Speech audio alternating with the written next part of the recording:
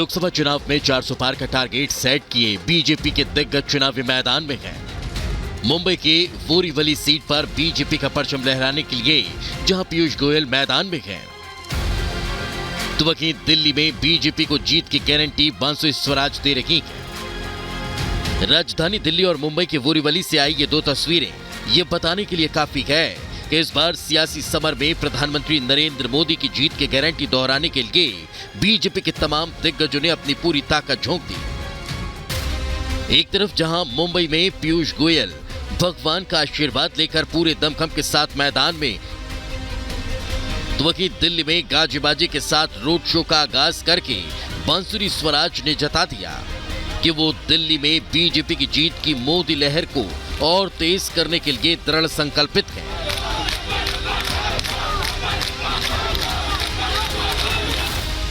बांसुरी स्वराज के नामांकन में जहां बीजेपी के वरिष्ठ नेता हरदीप सिंह पुरी और दिल्ली बीजेपी अध्यक्ष वीरेंद्र सचदेवा मौजूद रहे, तो वहीं मुंबई की सड़कों पर जनता का उत्साह देखकर पीयूष गोयल भी अपनी जीत को लेकर आश्वस्त नजर आए। आज पूरा देश प्रधानमंत्री नरेंद्र मोदी जी के साथ है, उनको आशीर्वाद दे रहा है, उनके समर्थन में है और मुझे पूरा विश्वास है कि मोदी जी के नेतृत्व में देश 400 पार सीटें प्रधानमंत्री जी की झोली में डालकर उनको और बल देगा और ताकत देगा। जनता से 2 बार जीत का आशीर्वाद पाए प्रधानमंत्री नरेंद्र मोदी अपने समर्थकों को 400 सीटों से ज्यादा जीतने का भरोसा दे चुके हैं और बीजेपी की पूरी लीडरशिप जीत के उस दावे को सच करने में पूरी ताकत के साथ मैदान में डटी है और उसी का परिणाम है कि बीजेपी के तमाम दिग्गजों के नामांकन से पहले जनता अपने नेता के साथ खड़ी नजर आती है। भरोसे को सच की कसौटी पर कसने का ये नजारा दिल्ली और मुंबई दोनों की जगह पर देखने को मिला। जहां देखें वहां मोदी की लहर है और मुझे लगता है कि ये चुनाव ऐसी प्रचंड बहुमत देगा मोदी जी को। 6 की 6 सीट महायुति जीतेगी। महाराष्ट्र की बात करते हैं, महाराष्ट्र में जिस तरह तस्वीर, महाराष्ट्र में कम से कम 42 सीट और संभावना ये भी है कि 45 सीट तक हम जा सकते। बेशक बीजेपी प्रत्याशियों के समर्थन में उमड़ी ये भीड़ विपक्ष की टेंशन बढ़ाने वाली है और सबसे बड़ी बात ये कि बीजेपी के प्रत्याशी जहां भी जा रहे हैं जनता उन्हें हाथों हाथ ले रही है, जो इस बात का पक्का सबूत दे रही है कि आखिर क्यों दिल्ली की गद्दी पर बैठने का सपना देखने वाले इंडी गठबंधन के लिए 2024 का रण कठिन ही नहीं नामुमकिन होने वाला है।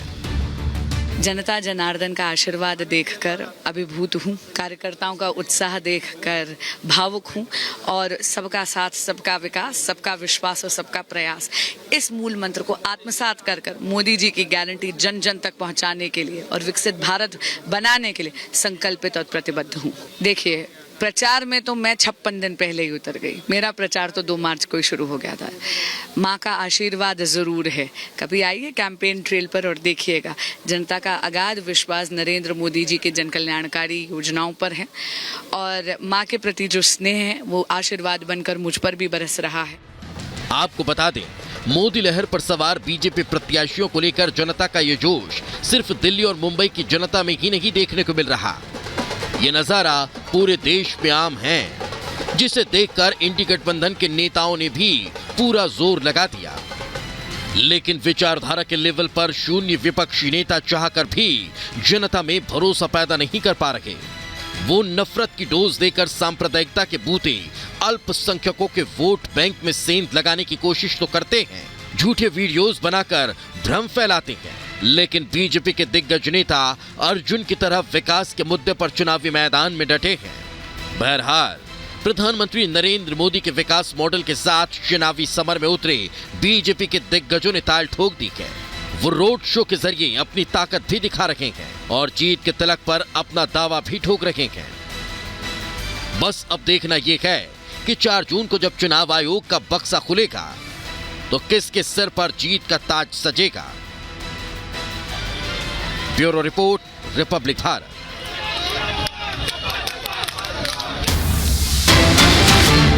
और इस वक्त की बड़ी और अहम जानकारी आपको बताते हैं, मनीष सिसोदिया की जमानत याचिका खारिज कर दी गई है। दिल्ली शराब घोटाले में आरोपी पूर्व डिप्टी सीएम मनीष सिसोदिया को राउज एवेन्यू कोर्ट से बड़ा झटका लगा है। राउज एवेन्यू कोर्ट ने सिसोदिया की जमानत याचिका खारिज की है। सिसोदिया की ईडी और सीबीआई दोनों मामलों में जमानत की मांग वाली याचिका को खारिज कर दिया गया है। दूसरी बार खारिज की गई है सिसोदिया की जमानत याचिका, और इससे पहले भी सिसोदिया को निचली अदालत, हाईकोर्ट और सुप्रीम कोर्ट जमानत देने से इनकार कर चुका है।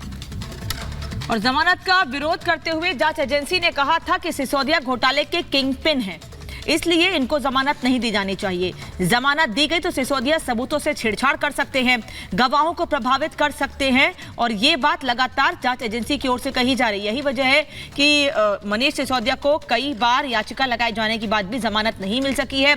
उनकी जमानत याचिका खारिज कर दी गई है और आज एक बार फिर राउज एवेन्यू कोर्ट ने उनकी जमानत याचिका को खारिज किया है, जबकि ईडी भी लगातार विरोध करती आ रही है। और ईडी का कोर्ट के सामने बार बार यही कहना है कि अगर जमानत दी जाती है मनीष सिसोदिया को तो वो गवाहों को प्रभावित कर सकते हैं, जांच को प्रभावित कर सकते हैं, और इसी को ध्यान में रखते हुए कोर्ट ने याचिका खारिज कर दी है।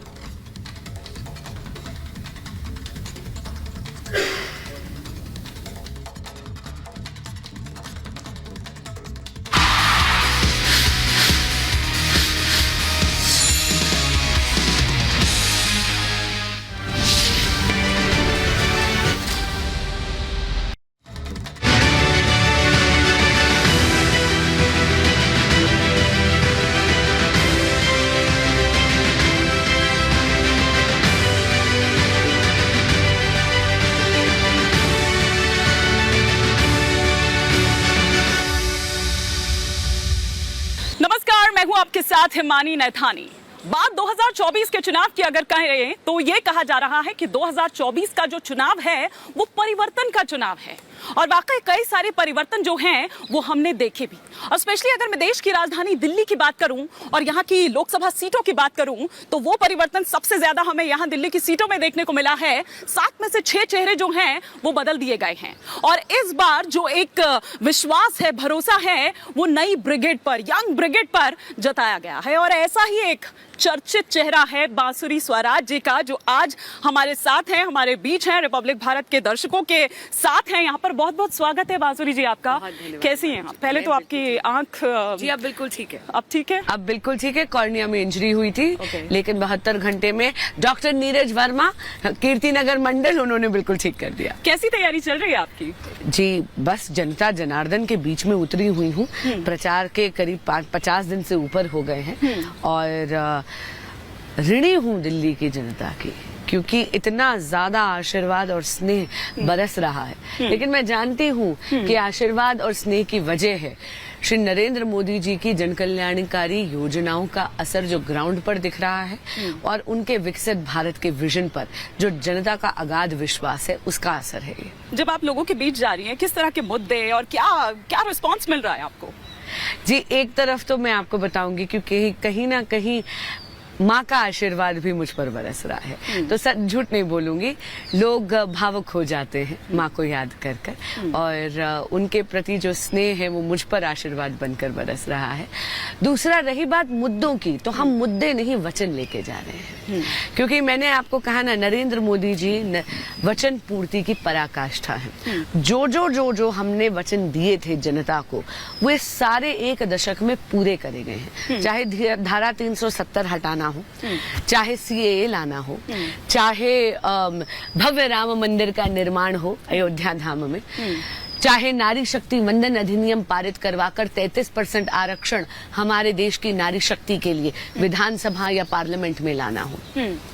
एक तरफ तो ये बात है, और दूसरी तरफ विकसित भारत का जो विजन है, जो आदरणीय प्रधानमंत्री नरेंद्र मोदी जी ने रखा है, और उसको हकीकत में बुनने के लिए जो उन्होंने स्टेप्स पहले ही ले लिए हैं, उनका एक बहुत ज्यादा असर आपको ग्राउंड पे दिखेगा।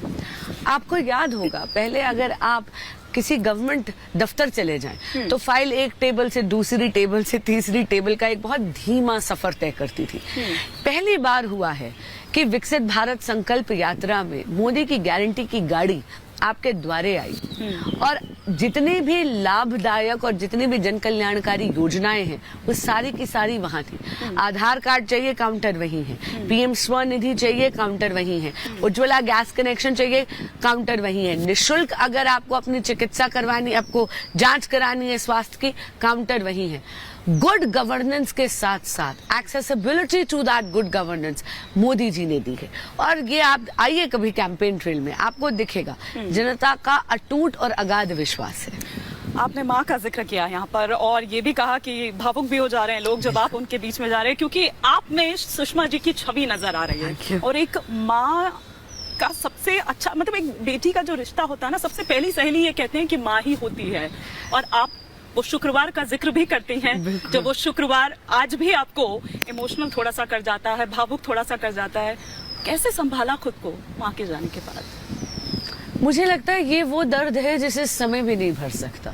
इसकी ये वो क्षति या ये वो खलिश है। आप इस दर्द को ओवरकम नहीं करते हो, आप इसके साथ जीना सीख जाते हैं।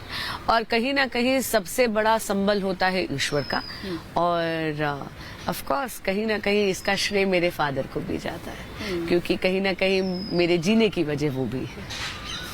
तो वकालत से ये राजनीति का जो सफर है, ये पहले से ही आपने सोचा हुआ था? क्योंकि घर पर जाहिर सी बात है कि सुषमा जी हैं घर पर, स्वराज जी की हम बात करें, आपके पिता की अगर हम बात करें तो वो एडवोकेट है, मतलब वो दोनों ही वो जो कॉम्बिनेशन जो है वो आपके घर में ही, तो जाहिर सी बात है कि कभी ब्रेकफास्ट टेबल पर, डिनर टेबल पर इस तरह की चर्चा होती रहती हुई? जी नहीं, राजनीति कहीं पर था नहीं प्लान में। माँ के साथ भी वकालत डिस्कस होती थी और जीवन कैसे जीना है इसकी बहुत ज्यादा डिस्कशन होती थी। ये अचानक से हुआ और माँ के जाने के 4 बरस बाद हुआ। देखिए, मैं वैसे तो मेरी संघायु 24 वर्ष है। राजनीतिक जीवन का प्रारंभ मैंने एबीवीपी के कार्यकर्ता के रूप में करा था, एकदम स्कूल के बाद एपीवीपी की सदस्यता ली कॉलेज में आते। लेकिन मैंने पार्टी और संगठन की सेवा 1 दशक